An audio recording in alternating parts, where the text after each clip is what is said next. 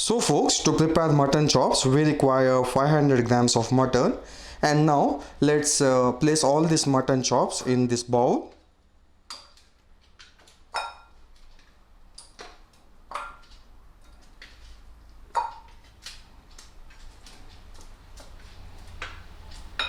Here goes half teaspoon of turmeric powder, and now here goes little bit of salt, and now here goes lime juice extracted from one lime. Let's mix all of the ingredients nice and thoroughly to the mutton. Make sure the turmeric, lime juice and salt what you have added should properly coat on the mutton. We are following this process just to make sure the mutton is nice, tender and juicy. And now once you are done mixing nice and thoroughly, let it rest for 10 to 15 minutes. So first we require 1 tablespoon of black peppercorns, 10 to 12 garlic flakes, 2-inch finely chopped ginger, 3 Kashmiri red chilies.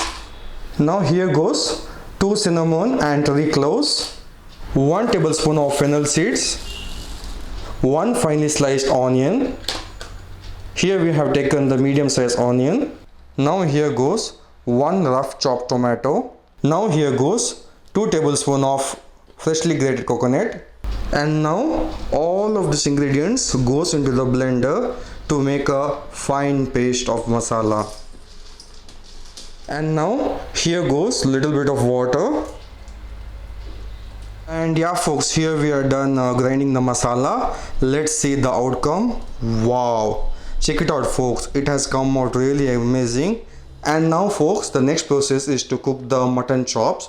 So here we have taken the pressure cooker, and to this we are going to add the oil. Adequate amount of oil required to cook the mutton chops. And now folks, let's transfer the mutton chops into the pressure cooker.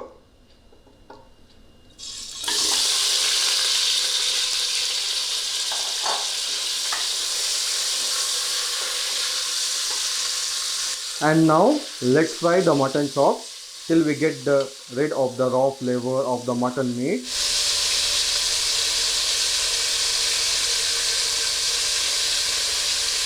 And now folks, once we are done frying it for a while, now let's transfer the finely grounded masala we had prepared before. Once you are done transferring the masala to the mutton chops, fry it for a while just to make sure there is no raw flavor of the masala remaining. Let's add adequate amount of water required to cook the mutton meat. Once the mutton chops starts bubbling up, let's put on the lid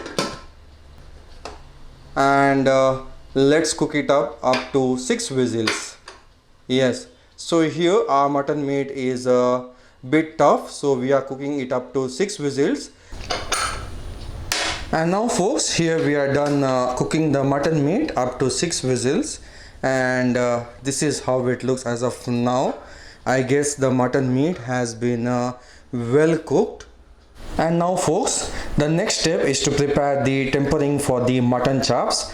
And folks, now to this goes little bit of oil, and now here goes 1 teaspoon of ghee, and now folks, to this goes 1 teaspoon of fennel seeds, and now here goes handful of curry leaves, and now here goes 2 finely sliced onion. And now we need to saute till it becomes nice and brown. Let's transfer the cooked mutton chops into this tempering. And now folks, here goes half teaspoon of coriander powder, and now here goes half teaspoon of pepper powder, and now here goes handful of coriander leaves.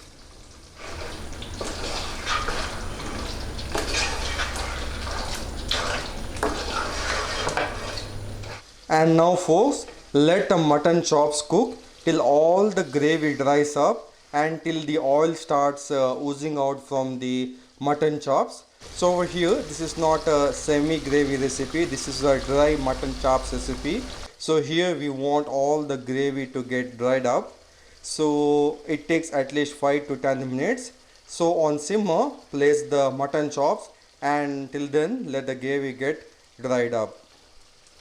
And as you can see over here, the oil has oozed out from the mutton chops. I can't wait to munch on this mutton chops, folks. And now the mutton chops is ready, and now let's switch off the flame